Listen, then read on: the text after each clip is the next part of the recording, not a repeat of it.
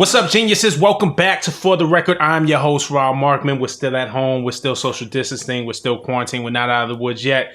But the creativity doesn't stop. The culture doesn't stop. The music doesn't stop. And today's guest is one of the most creative artists out today. From the music to the merch to the videos, he's always pushing the envelope. His latest album, Limbo, dropped on Friday. And today he's here to talk all about it. Aminé, welcome to For the Record, man. How you doing? What up? How y'all doing? I'm doing good, man. I mean that, man. I've always admired, I first learned about you and got into your music from Caroline, and I think there was obviously music before that, but I think that was like your breakthrough where everybody really started paying attention. And it was so crazy because to see such a young artist who we hadn't seen before just come out the gate and be that creative and that cool and that different, but still sound familiar. You know what I'm saying? Like, it wasn't like all the way out of left field to where it turns you off or you had to tune your ears. It was like this sweet spot of something different, but something familiar and something warm. And I just got to salute you. You've always been dope, bro. I always see you with the videos and pushing the envelope and your music never sounding the same. So, Thank you, man. Appreciate you. Nah, you got it. So Limbo, man, is the new project. So yes, sir. What was the thinking going into the album title? Because I know everything you do, like nothing is an accident. You know what I mean? Oh, for sure. I guess for me, it was more so like Limbo kind of represented where I was at in my life, just personally, as a 26-year-old nigga, like, I guess for me, a lot of people expected this bright, carefree energy where, that's how I really felt when I was 21, when I was making Good For You. I guess for me, when I make albums, they are kind of like a staple of where I'm at in my life. You know what I mean? And Limbo is just kind of like the last 2 years of my life, just kind of updating my fans in a way where I let them know, like, I know, like, you guys look up to me and shit, but, like, I don't know what I'm doing. You know what I mean? I'm growing as a human being just like you guys are. You know what I mean? And, I feel like it's really the place where I'm at mentally as well. Like, I always feel like I'm stuck between two decisions, and I'm never really certain about things right now because things come out of nowhere. You know what I mean? Funny. The title is so funny to the times, but it was never even meant to.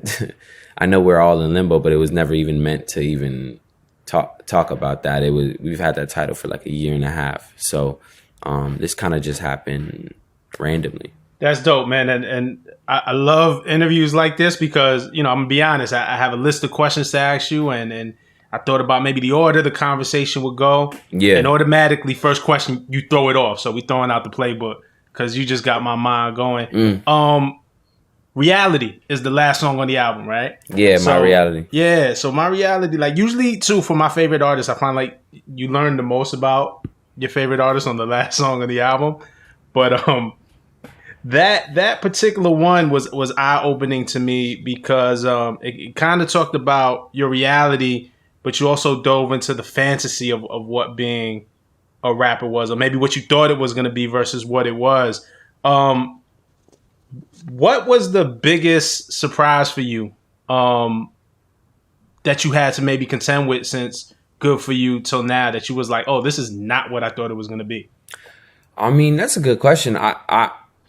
I think for me, like, my it was just in the first couple of years of my success, I guess, as a professional artist, like, you're just happy to be here. You know what I mean? And then now it's not like I'm not happy, but I'm also just like, I think about legacy a lot. That's kind of really the point of My Reality, whether, like, my music will have the same effect that, like, my mom loves Tupac, my dad loves Bob Marley like crazy, and they share it to their kids. I guess My Reality and the whole album in general was just supposed to kind of talk about that, For me, I guess My Reality of hip hop kind of changed, I guess. My perception of it versus what I experienced changed because I realized it's a lot of work. It's not even like, if you want to be a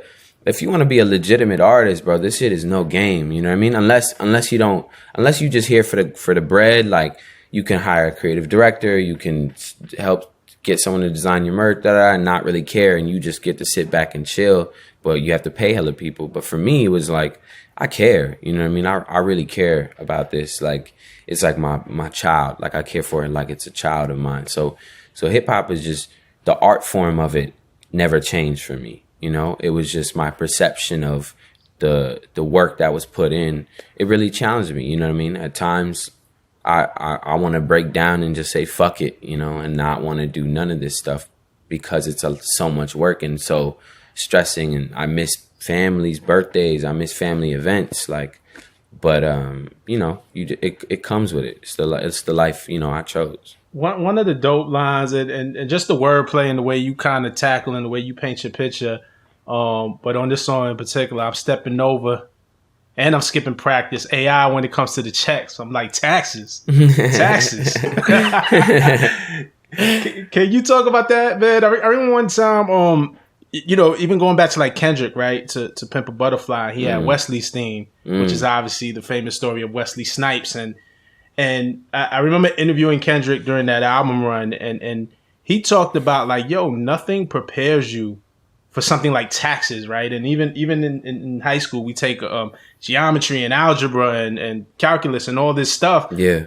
But why isn't there a course that teaches you how to pay taxes and that you have to pay taxes? No, go ahead. Sorry to interrupt. Go, yeah. What was your experience with that? Go ahead. I mean, yeah, like for me, everything Kendrick said is true, completely true. I could repeat that, but I also, it's more so like damn, like I felt as if when I started to grow and as an adult, like a lot of the information that I started to gather, I felt like was never taught to me as a youth. You know what I mean? I never was prepared for most of this financial or adult responsibility or whatever you may call it. Like I wish it was taught to us. You know what I mean? But I don't know. I honestly think there's so much more the school systems need to do for kids in the future. Like, we just need to learn not just about taxes, but just about, you know, just becoming a better adult, knowing exactly how to maneuver mentally. I even think like mental awareness should be a thing in classes. I'm really not sure on how to make a better future for the next generation, but I know that I guess we weren't really prepared for it. You know what I mean? And that line in my reality is kind of just like a joke. You know what I mean? Like, really, honestly, that joke that bar is a joke, but it's also like stressful. You know what I mean? Like, when I was going through that, it wasn't no joke. I was really like, oh my God, like, I have to pay this much to the government? Like, I felt like somebody was stealing from me. You know what I mean? So, so that joke of me repeating taxes like I'm AI, it was just, it was so funny. We were all like dying in the studio when I had that line. I think that's part of your brilliance, man. And again, when it goes back to the creativity, that you could deliver it in a funny way that it stands out. And obviously you wrap the metaphor in something like AI, and that's something that's in our collective conscious. Mm-hmm. So when we hear it, we get it automatically. You know, even the stepping over part, you know, where he did the Tyrone Lou, like all of that, you could see it as you're rapping it, which is dope.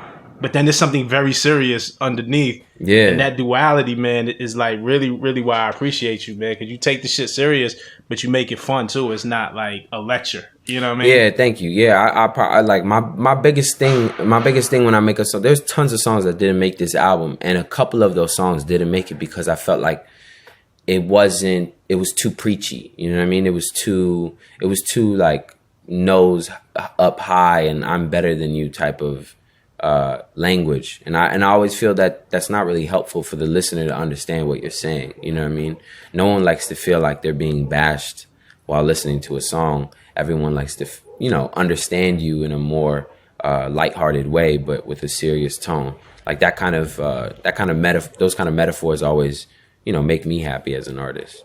I noticed, you know, the color for this, green, feels like the overall color for this with the tennis ball and what you're going. And obviously good for you Yellow was your thing, and there's still references to Yellow, and we'll get into that on this album. But why green? And I think just overall, how do you correlate colors with your music? I think that's a really good question. I think for me, the green was really like just a conscious decision as to like this looks good. Like that was really it. For me, it was my boy sent me the green ball that's on the album cover, the green limbo ball, and I was like, this just like I can't forget this. I can't like get this out of my head. You know what I mean? It was like it was just something that I knew. You know, if I saw it from 10 miles away, I would recognize. You know, if I saw it on a t-shirt, if I saw it, you know, anywhere, and I just wanted something that I knew was very recognizable and people could identify with this album. You know, yellow's always, you know, I'm always going to stand by that color. And that's Aminé, you know what I mean? That's Aminé to the core. And, you know, hopefully when I die, Pantone names a yellow after me. But until then, we'll figure it out. You say that, you know, when you die, that hopefully they name a color after you. But Burden, to set the album off, right, is like, it's very bright. It's very soulful, but there's some darkness in that song too. At 26, like you're saying, bury me before I'm a burden, and then like you're making plans for your own funeral, which is kind of like if you listen to the song, you get it. It sounds much worse. As I know, yeah, I know exactly what you're saying, yeah. But you are juggling with these two things, a very like optimistic, hopeful thing. I'm gonna chase my dreams, bury me before I'm a burden. But to hear you kind of be like, you know, Rip City, get busy. If I die, rolling out the yellow carpet. If you fuck with me, you know what I'm saying? Like, It is hard to picture that. You know what I'm saying? Yellow roses in the sky, past the rocky yellow tide. Like, talk about that song and the feelings behind that one.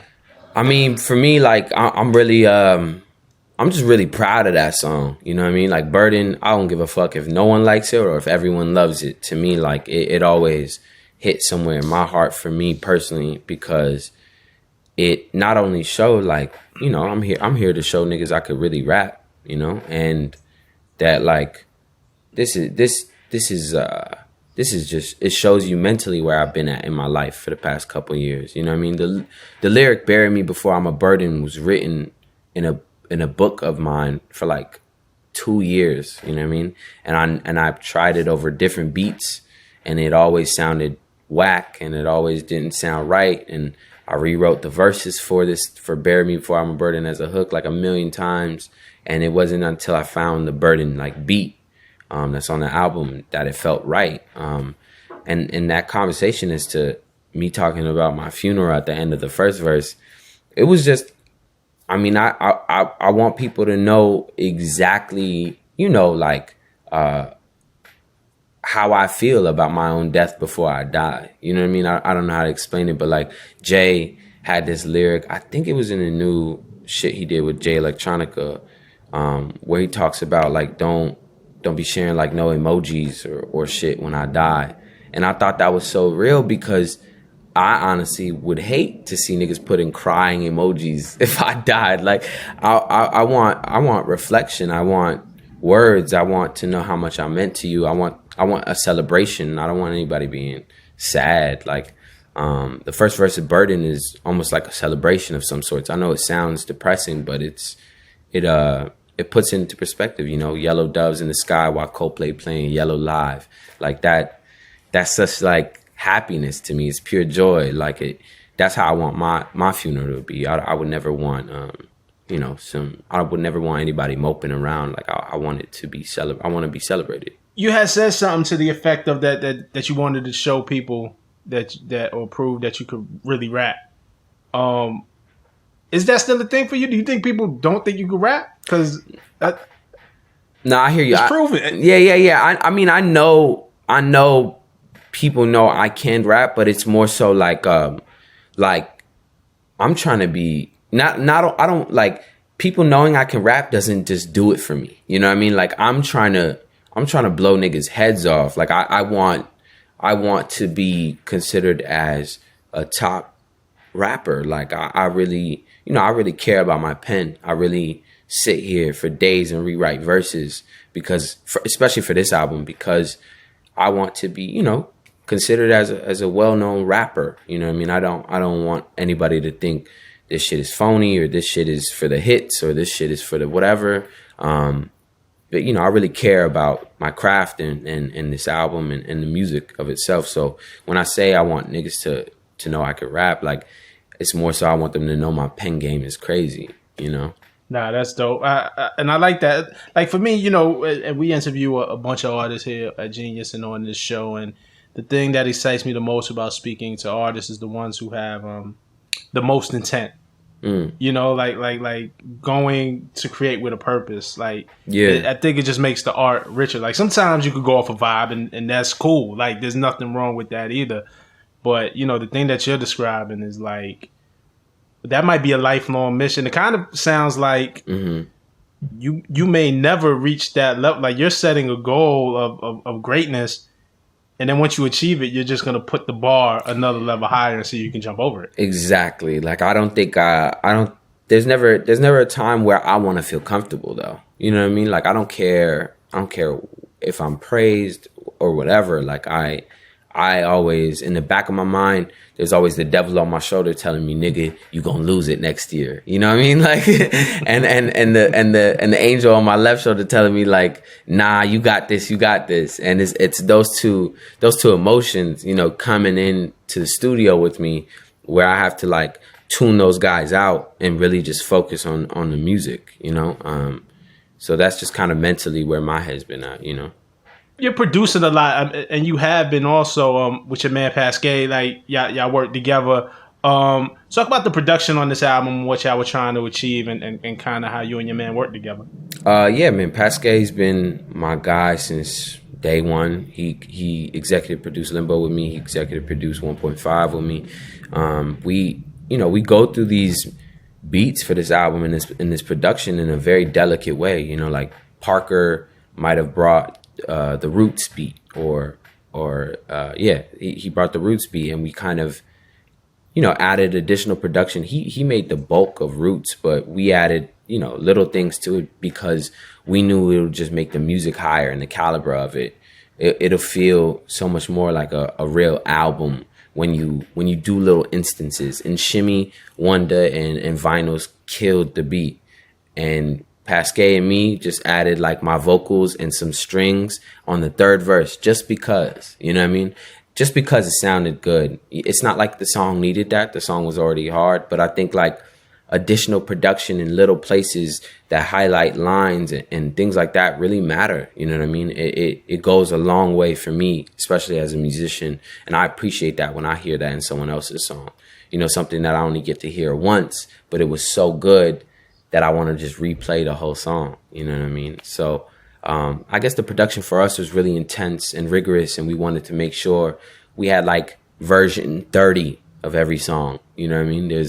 Every song has gone through a rigorous process of changing the whole beat, changing a whole verse, fixing this, doing that. This is the first album where I really got to do that. Other albums, I'll do the verse and my young ass will be attached to a verse and I wouldn't throw it away. And this time I was a bit more ruthless with myself. I don't care how much I like the verse. I'd play it for 10 people that I really respect and that I really take their opinions. And if they told me it was okay, then I'll be like, fuck that. Like, I gotta go crazier, you know? So, yeah. That's hard, man. You mentioned Shimmy. Shout out to Boy Wonder. That's the homie. Shout out to Vinyls. When they sent you the beat or presented you the beat, what was the ODB sample was already in it, I assume? Yeah, so I was with Wanda in Toronto. I was with Wanda and T Minus in Toronto for like a week and a half or something like that. And those are my homies, so it was just fun working with them in the city. And Wanda played me the beat for Shimmy, and it already had the ODB sample in it. That was dope just to hear your take on it, because it made me wonder. Because even when you went, and because really that was like the first shot that we got off of Limbo. That was the first single, so to speak, the first presentation that we're like, okay, something is coming. We're gearing up for something. And even the cover art was like a throwback to ODB's Public Assistance ID, which was a amazing album cover. Yeah. And for me, coming from that generation, because I remember where I was when that album dropped, when that song dropped. It's always dope to see how artists translate across different generations. So, I was impressed that you had chosen to do that, and then the way you went on it was like paying homage, but also taking it somewhere else that was your zone. I say all that to say, what was your overall perception of? It's interesting to me, like your perception of Dirty, and who he was as an artist.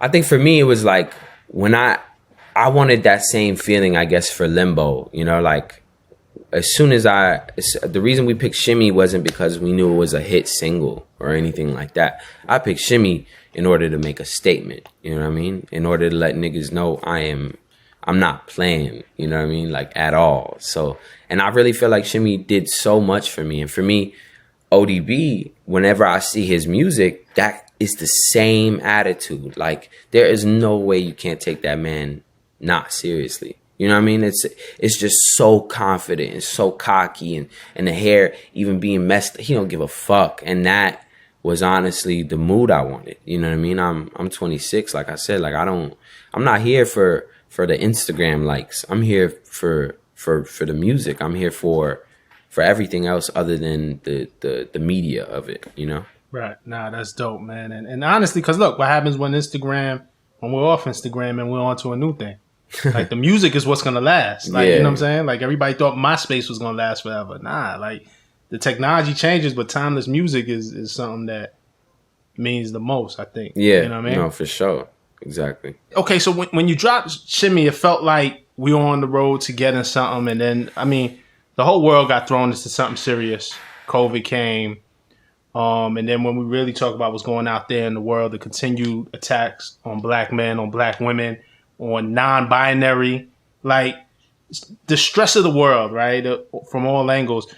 How did that affect your creativity? Because I know you're a highly creative person. Did that have an effect on you maybe closing out this album or presenting this album the way that you wanted to? Yeah, I was planning, as soon as we released Shimmy, I think a lot of people knew more music and things were coming, but of course, like you gotta adjust to the times. You gotta be aware of what's going on. I think for us, I personally didn't feel right with dropping an album in May in a whole chaos. That's when the album was really supposed to come out in spring. I had it ready. I've had this album ready for a while, but I guess for me, I just didn't feel right. I wanted to hold it back till now, just because. I don't know. It really didn't feel right in my gut. You know what I mean? It was a decision I made myself that, I'm proud of. I really didn't feel like something I put a lot of my effort into for the past 2 years, and something that I truly, truly care about was worth trying to self-promote during like the world like breaking down. You know what I mean? These are the times we live in. It's a sad thing. Like. But, hopefully we get over it soon. I really don't think black men and black women will stop being killed until there's respect for like black life. You know what I mean? There's just a lot of disrespect, not only like in the regular world, but also in the industry. You know what I mean? Just black people in general, just their creativity and our creativity. What am I talking about there? Our creativity needs to just be more respected. You know what I mean? And like our worth needs to be more respected. So yeah, hopefully that changes. But I don't know. Yeah, nah, man. I agree with you, and I think it's a fight that everybody needs to fight. You know what I'm saying? And again, when you just look at popular music, and I'm not just talking about hip hop or R&B, which are considered right the black art forms or the urban art forms. Like every form of popular music takes its cues from black people. Like and creativity. Like it's just a fact. Pop music has too many 808s in it nowadays. You know what I mean? Yep. And I don't know if they hiring the right black producers to be doing that. That's. There a lot of in this industry, a lot of people would rather just bite off a hip hop song or a rap song they love and try to make it pop, rather than hiring that same producer or same songwriter.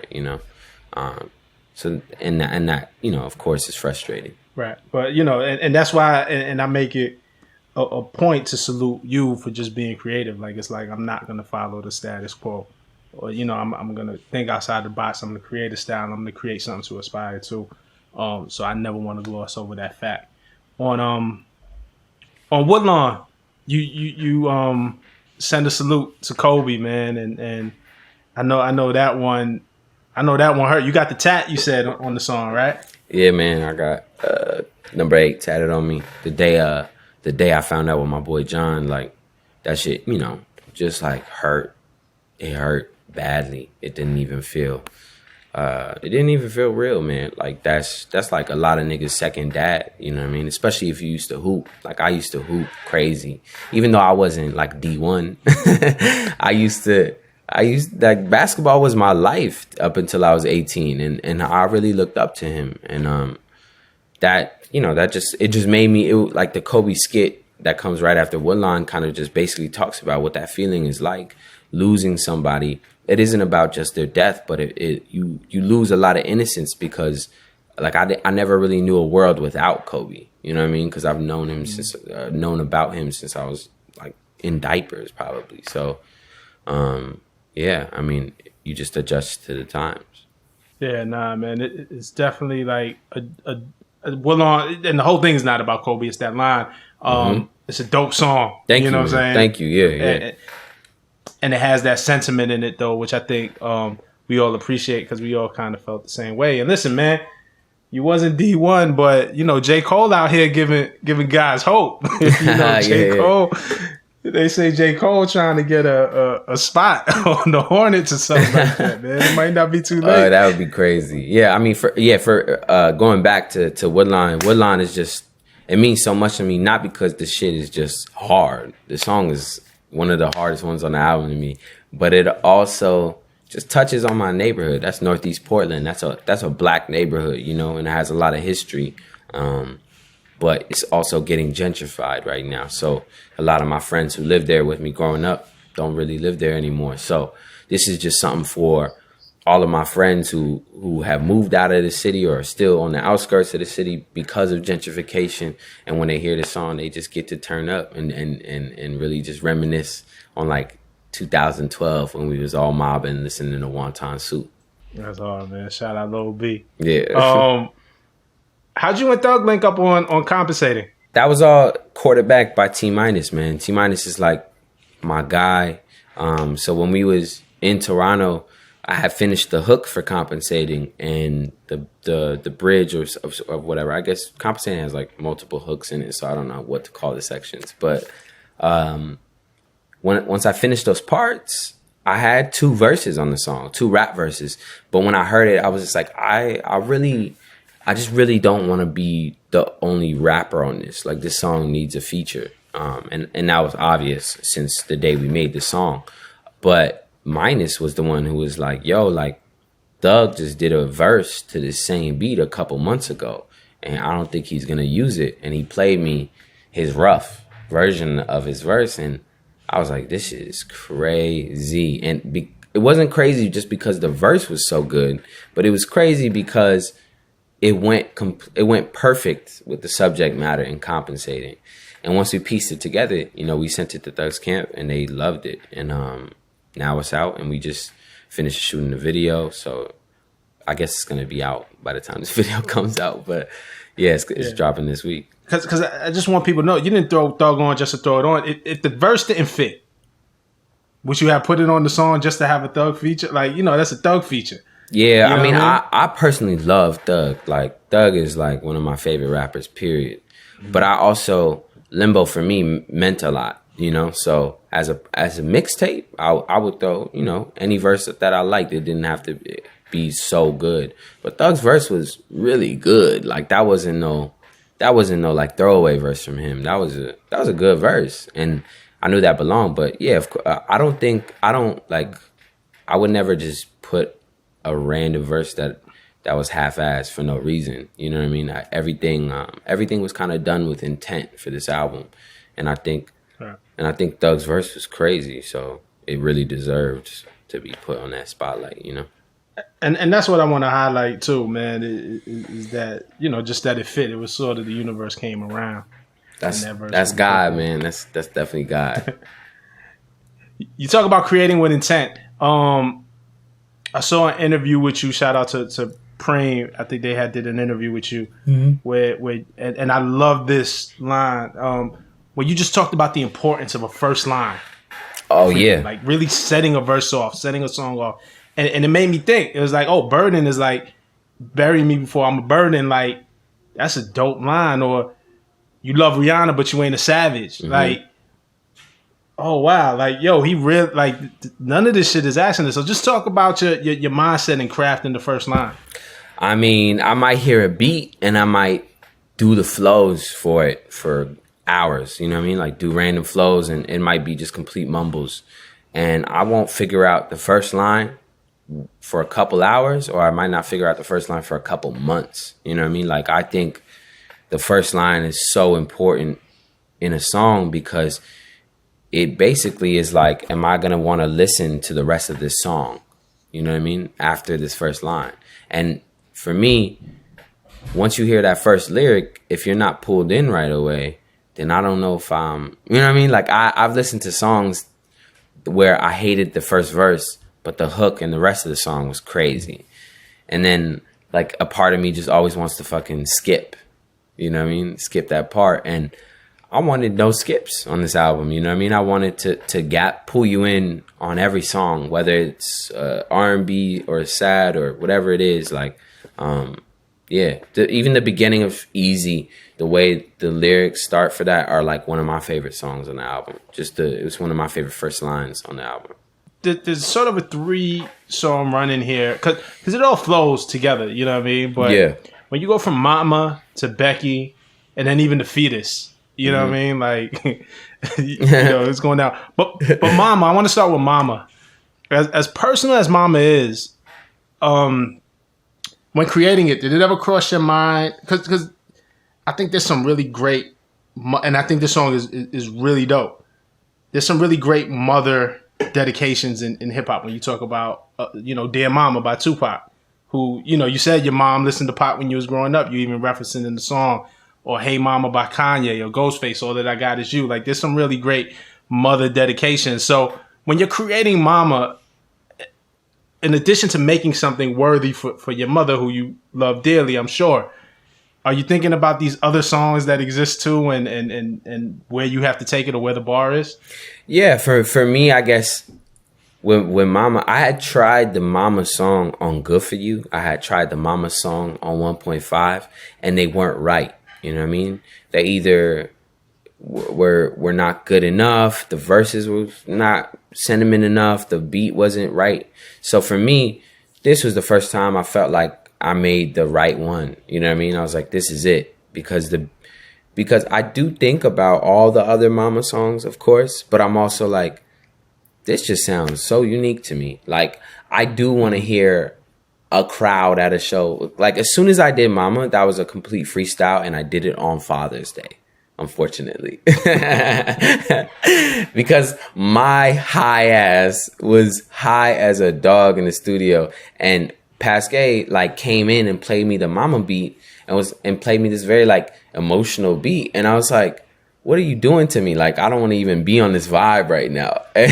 And he played it, and I started crooning like the Mama hook, and then as soon as I did it, like everyone came in the room and was like, this is just so, I can't even get this out of my head. Like Charlie Wilson came in the studio and was going on and on and on about Mama, going on and on about it, not just because he was on it, but because he really loved it too. And that made me feel so good, just because it didn't just feel like something just for my mom now. It felt like something that could be for the world, something people could really enjoy and play for their mothers on Mother's Day. I always want that. I want to be on Mother's Day playlists. So, I think for me, I'm super, super proud of the record that we put together for Mama, just because Charlie and Odie, an artist named Odie who's on Mama, he does the bridge section on it as well. I just feel like it came together in such a beautiful way that really has the right sections, really has the right,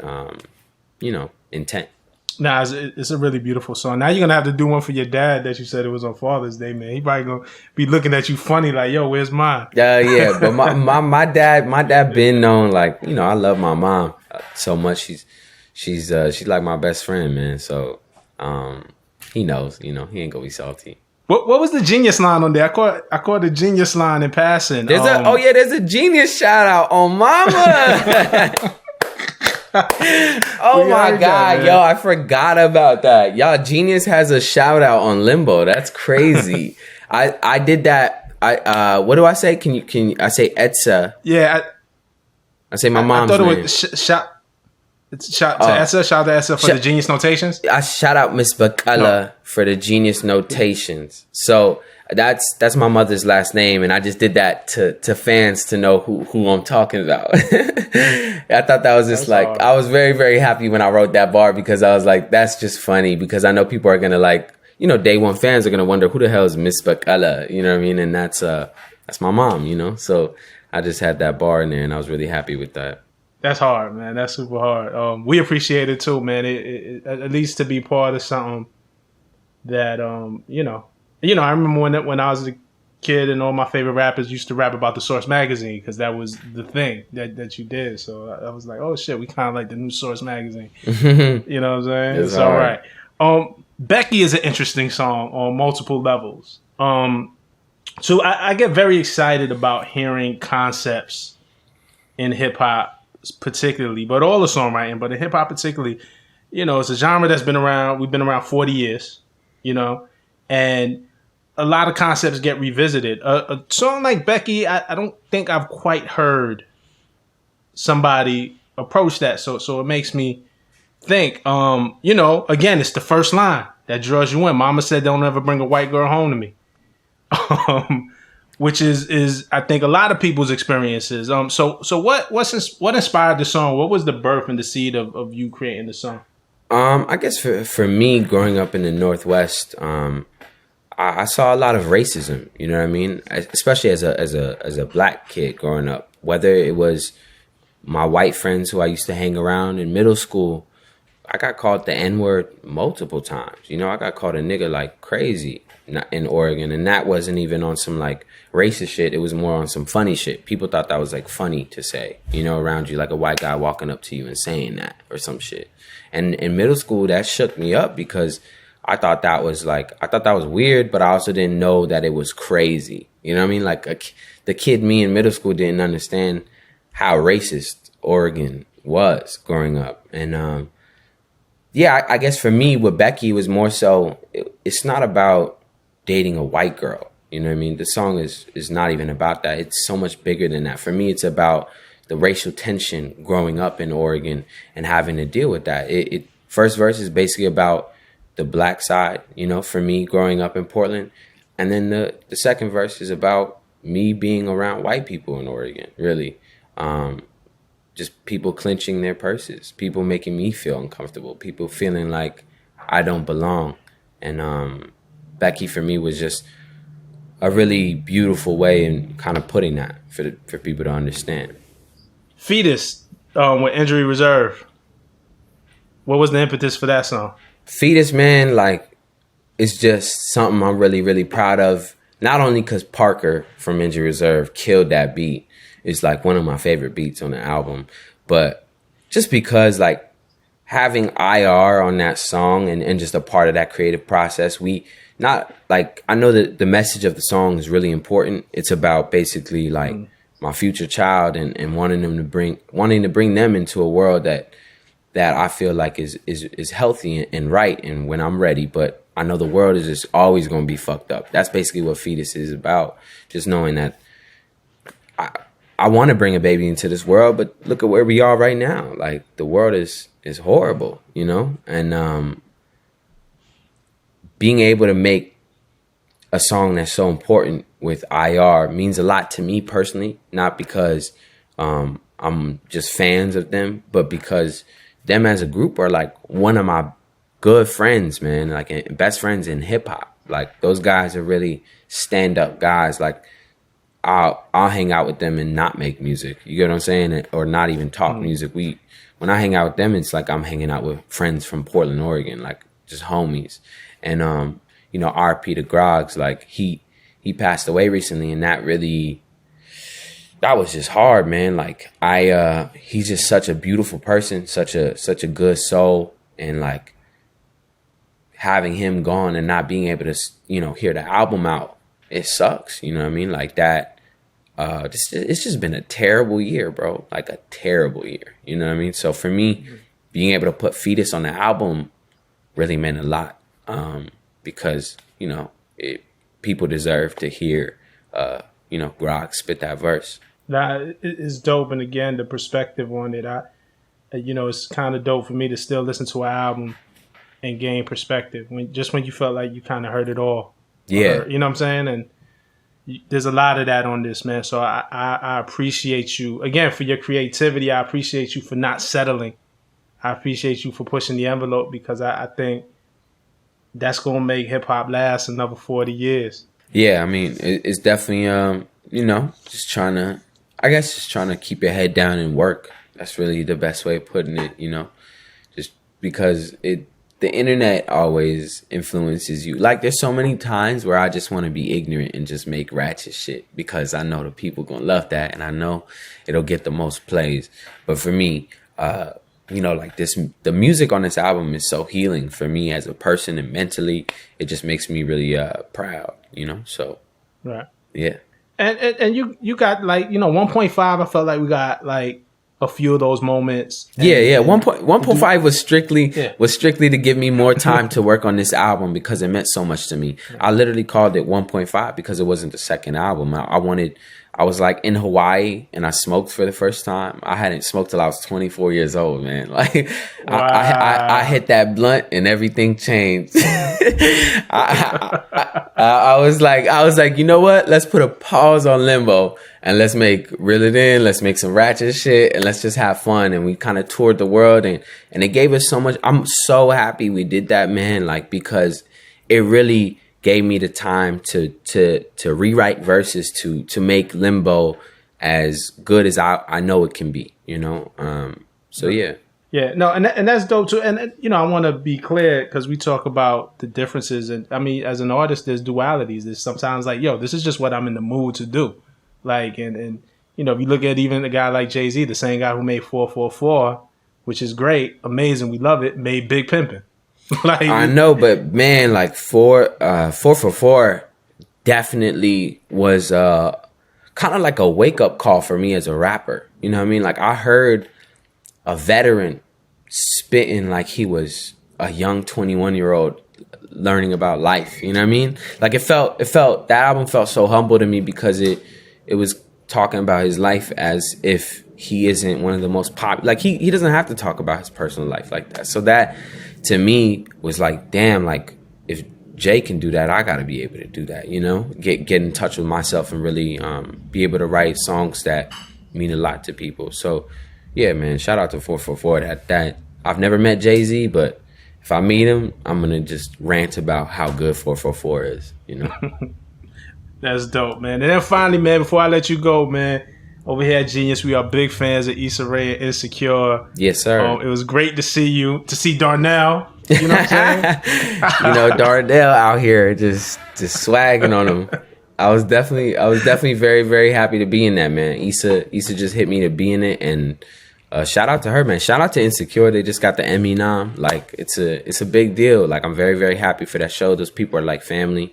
They're very, very kind. Cast is like, the cast too, and the crew on set is all black. Like, it's not even a joke. Like, Issa's really changing the industry and shaping it to be, you know, beautiful for the next 10, 12 years, you know. How'd you end up on, I mean, because you guys worked together on Spice Girl. She was in the Spice Girl video, which was like a really dope scene. Yeah. She played my baby mama, man. Issa. Right. Shout out to Issa. From jail, like, that was hard. You getting on Insecure, I mean, was it just as easy as a conversation? Like, I mean, did you have to audition?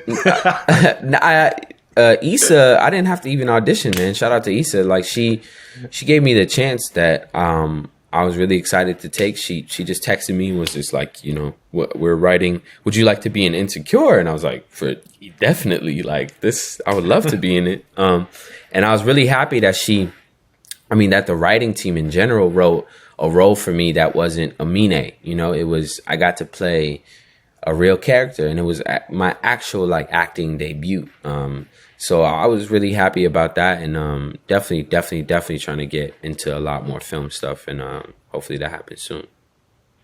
Nah, that was dope, man. That was such a key episode in the season because of everything that happened between her and Molly. Yeah. And then just your kind of storyline in that episode with the character Kelly was just really funny. You know what I'm saying? It made like the whole thing like really enjoyable, man. So I would love to see you do more of that stuff, man. It was great. Thank you, man. Appreciate it.